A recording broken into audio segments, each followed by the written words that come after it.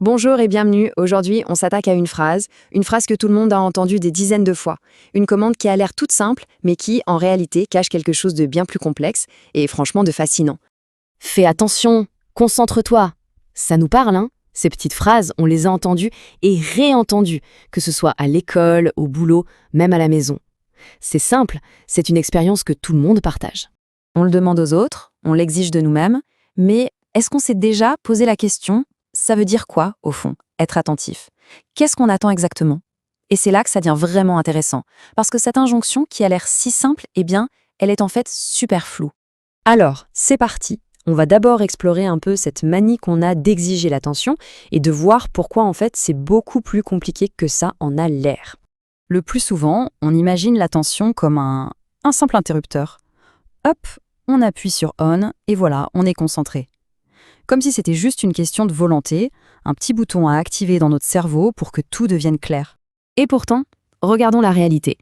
Comment expliquer que quelqu'un puisse passer des heures, mais vraiment des heures, scotché à un jeu vidéo sans voir le temps passer, mais être incapable de tenir 5 minutes pendant un cours?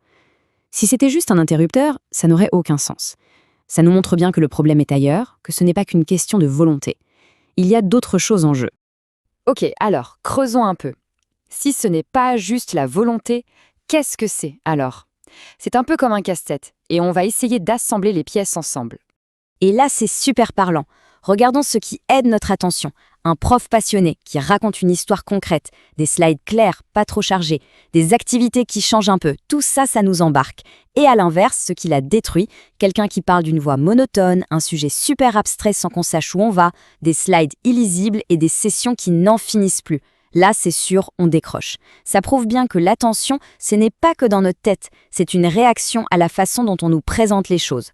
Alors il faut peut-être changer notre image. Oublions l'interrupteur. Pensons plutôt à un projecteur. Oui, un projecteur mental.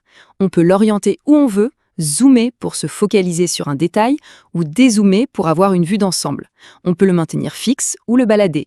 Ce n'est pas un état binaire on-off, c'est un système super dynamique. Bon, ce projecteur, c'est déjà une bien meilleure image. Mais ce n'est pas tout. Le plus fou, c'est que ce projecteur n'a pas qu'une seule fonction. En fait, il a plusieurs visages. 7 pour être précis. Ce qu'on appelle l'attention, ce n'est pas une seule chose. C'est un système complexe avec 7 fonctions, 7 types d'attention bien différents. Et voilà ces 7 visages. Regardons ça de plus près. L'orientation, c'est tout simple. Une porte claque, on se retourne. C'est un réflexe. L'attention sélective, ça c'est super important. C'est notre capacité à suivre une conversation dans un brouhaha. On filtre tout le reste.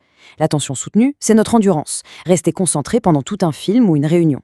Ensuite, il y a l'attention divisée, le fameux multitâche, comme écouter et prendre des notes en même temps. Et l'attention exécutive, c'est un peu le grand patron. C'est elle qui planifie, qui décide de ne pas regarder son téléphone toutes les 2 minutes.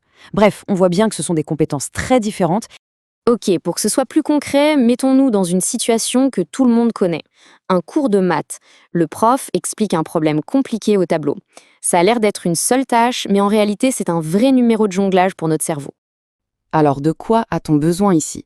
D'abord, l'attention sélective pour se concentrer sur la voix du prof et ignorer le voisin qui chuchote. Ensuite, l'attention divisée parce qu'il faut écouter ce qu'il dit et en même temps lire les chiffres au tableau. Il faut aussi de l'attention soutenue pour ne pas décrocher au bout de 30 secondes. Et enfin, l'attention spatiale pour trouver la bonne ligne, le bon chiffre sur ce grand tableau. On mobilise 4 systèmes en même temps. C'est une charge mentale énorme, pas étonnant que ce soit épuisant.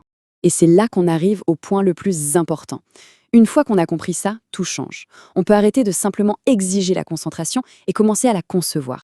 Le fait de passer de cette idée un peu floue de l'attention à un modèle clair avec cette fonction, eh bien c'est une petite révolution. D'un coup, on a les mots, on a les outils pour aborder le problème d'une toute autre manière. L'approche devient beaucoup plus stratégique. Étape 1, on identifie.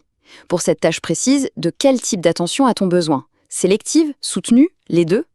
Étape 2, on reconnaît le coût. Est-ce que c'est une tâche qui demande beaucoup d'énergie cognitive? Est-ce qu'on demande de jongler avec trop de choses? Et enfin, l'étape 3, la plus importante, on conçoit. Comment est-ce qu'on peut adapter l'environnement ou la tâche elle-même pour aider spécifiquement ce type d'attention? On n'est plus dans l'injonction, on est dans la facilitation. Et voilà la question finale, celle qui, je pense, change tout.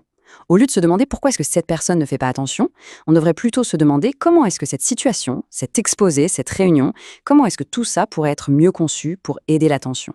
Et là, on ouvre un champ de possibilités qui est juste immense.